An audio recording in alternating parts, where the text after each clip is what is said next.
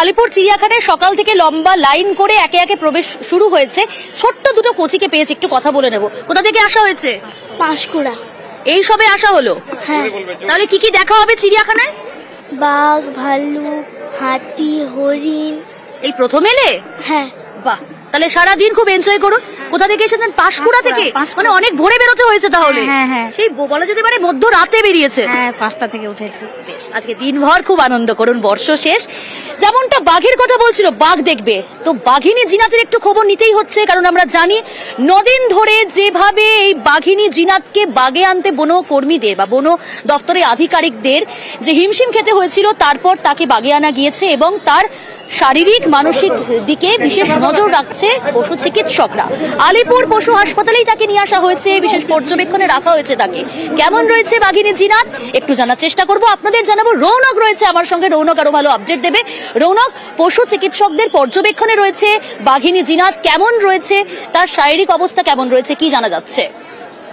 দেখো, আগের থেকেও কিছুটা হলে সুস্থ রয়েছে বাঘিনী জিনাত এবং 9 দিন তাড়া খাওয়ার পর যে আঘাতের চিহ্ন থাকে, সেই আঘাতের চিহ্ন কিন্তু এক্সটার্নাল আঘাতের চিহ্ন সে অর্থে জিনাতের শরীরে নেই। এবং গতকাল থেকে আজ পর্যন্ত মূলত যে জল এবং তরল লিকুইড জাতীয় খাবারের ওপরই তার ঝোঁক বেশি। কারণ যেটা জানা যাচ্ছে সূত্র মারফত, যে এই যে 9 দিন টানা সফর করেছে, সেখানে তিনি কিন্তু বেশ কিছু ছাগল খেয়েছে এবং বাঁকুড়ায় শেষ দিনে প্রায় 3টির কাছাকাছি ছাগল খেয়েছে। সেই কারণেই কিন্তু সলিড ফুড তাকে দেওয়া হচ্ছে না, বেশিরভাগ জল পান করছে।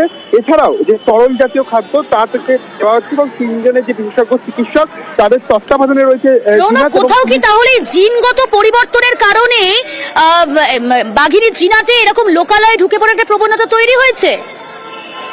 একেবারেই তুমি যেটা বললে ঠিকই, জিনগত পরিবর্তন ঘটেছে। কারণ সেই কারণেই কিন্তু বারংবার এই জিনগত পরিবর্তনের জেরেই বাঘিনী জিনাতের মুড সুইং হচ্ছিল এবং এই মুড সুইং এর কারণেই কিন্তু একাধিকবার লোকালয়ে ঢুকে পড়তো জিনাত। এবং এর আগেও তার একটা খাঁচায় বন্দী হওয়ার যে অভিজ্ঞতা ছিল, সেই অভিজ্ঞতার জেরেই কিন্তু তাকে এতদিন পরে হলো স্বস্তির খবর। বাঘিনী জিনাত এখন ভালো রয়েছে, আলিপুর পশু হাসপাতালে বিশেষ পর্যবেক্ষণে রয়েছে এবং সে সকাল থেকে আমরা যে খবরগুলো দিচ্ছি তার মধ্যে অন্যতম স্বস্তির খবর যে জিনাত এখন ভালো রয়েছে।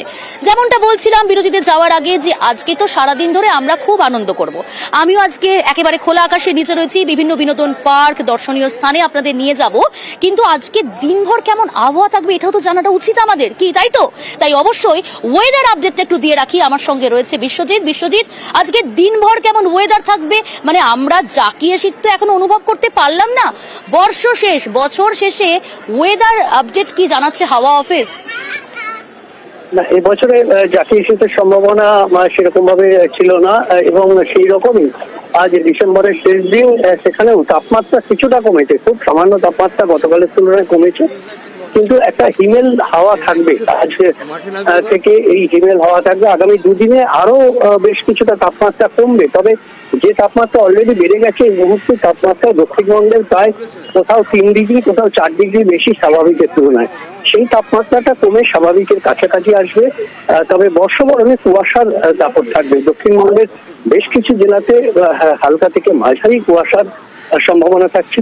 বৃষ্টির কোনো সম্ভাবনা নেই বর্ষবরণে, তবে জাকিয়ে শীতেরও সম্ভাবনা নেই। প্রিয়াঙ্কা, বেশ বেশ। শহর কলকাতায় জাকিয়ে শীত পড়ছে না, অর্থাৎ এই বছরে আর জাকিয়ে শীত আমরা কি অনুভব করতে পারলাম না। নতুন বছরে জাকিয়ে শীত কতটা অনুভব করি সেটা তো অবশ্যই সময় উত্তর দেবে, সবসময় বলছিলাম। কিন্তু একই সঙ্গে জেলার একটু আপডেট নিই। পুরুলিয়া, বাঁকুড়া, আমরা জানি পশ্চিমের এই জেলাগুলিতে কিন্তু সকালে হালকা কুয়াশা থাকছে এবং বেলা বাড়লে রোদ ঝলমলে আকাশ। পারদ কিছুটা হলেও নিম্নমুখী, কিন্তু এই যে যেমনটা বললাম বর্ষ শেষ 31শে ডিসেম্বর, পিকনিক মুডে আমরা প্রত্যেকেই। পুরুলিয়া থেকে রয়েছে ইন্দ্রজিৎ, বাঁকুড়া থেকে রয়েছে দেবব্রত। আমি প্রথমে আসবো ইন্দ্রজিৎ তোমার কাছে, সকাল থেকে ওয়েদার কেমন? কারণ পারদ কিছুটা নিম্নমুখী পুরুলিয়ায়, যেমনটা জানলাম ওয়েদার আপডেট। কিন্তু একই সঙ্গে জানতে চাইবো যে পিকনিক মুড আজকে প্রত্যেকের, সেখানে আবহাওয়াটা ঠিক কিরকম রয়েছে? বিভিন্ন বিনোদন পার্কগুলিতে কেমন ভিড় চোখে পড়ছে?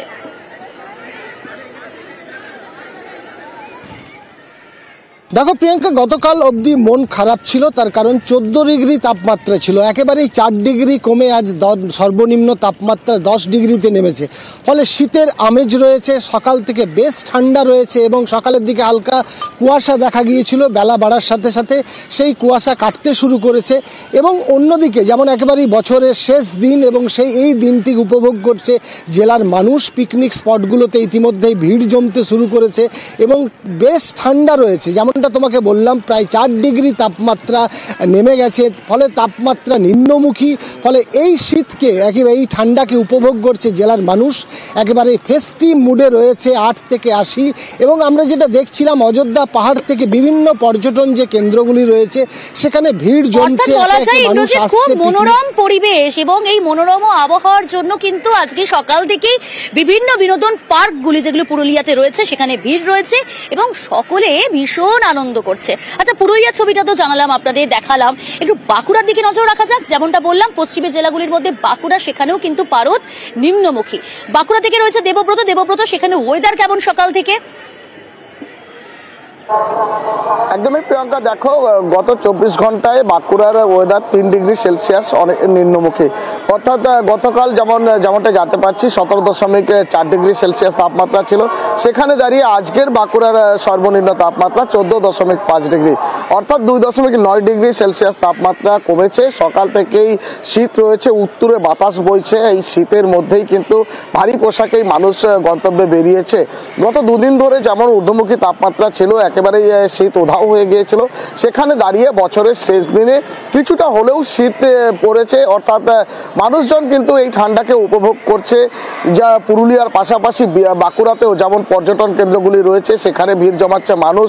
বিষ্ণুপুরে যেমন রয়েছে একাধিক স্মৃতি জড়িয়ে রয়েছে, মন্দির রয়েছে, সেখানেও কিন্তু পর্যটকরা ভিড় জমাচ্ছে। অর্থাৎ বছরের শেষ দিনে এক উত্তরে বাতাস, অন্যদিকে এই ঠান্ডা তাপমাত্রা নিম্নমুখী, সবে মিলিয়ে কিন্তু একেবারেই জমজমাটি বাঁকুড়ার ওয়েদার এবং পর্যটকদের আনাগোনা লেগেই রয়েছে প্রিয়াঙ্কা।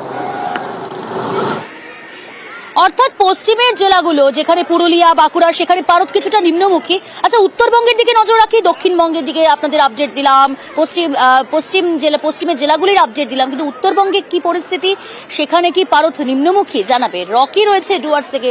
রকি, ডুয়ার্সে পর্যটকদের ভিড় আমরা জানি এই সময়টাই ফেস্টিভ পিরিয়ডে, কিন্তু সেই জায়গায় কেমন ওয়েদার আজকে সকাল থেকে?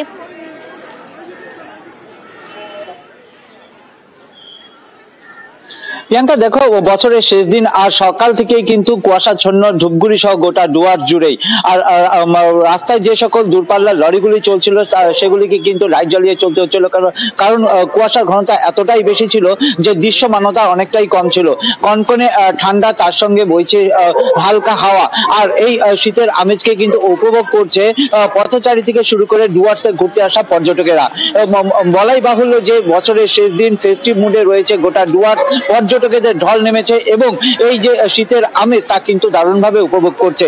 আর বেলা বাড়ার সঙ্গে সঙ্গে কিন্তু সূর্যের দেখা গেল ফির 2-3টে বেজে গেলে ফের ঠান্ডা পড়তে শুরু করে এবং ডুয়ার্স এলাকা যে সকল ভুটান লাগোয়া চা বাগান রয়েছে সেগুলো এলাকাতে কিন্তু কুয়াশাচ্ছন্ন হয়ে পড়ে। আর এই মুহূর্তে কিন্তু ফেস্টিভ মুডে গোটা ডুয়ার্স। একেবারে সকাল থেকে ডুয়ার্স জুড়ে ঘন কুয়াশা এবং শীতের আমেজ। ডুয়ার্স জুড়ে সকাল থেকেই পর্যটকদের ভিড় রয়েছে। বর্ষ শেষে কিন্তু ডুয়ার্সে অনেকেই যান, অনেক পর্যটকই যান, বেছে নেন অন্যতম ডেস্টিনেশন তাদের কাছে এই ডুয়ার্স। সেখানে সকাল থেকেই বেশ মনোরম আবহাওয়া। অনেক ধন্যবাদ রকি।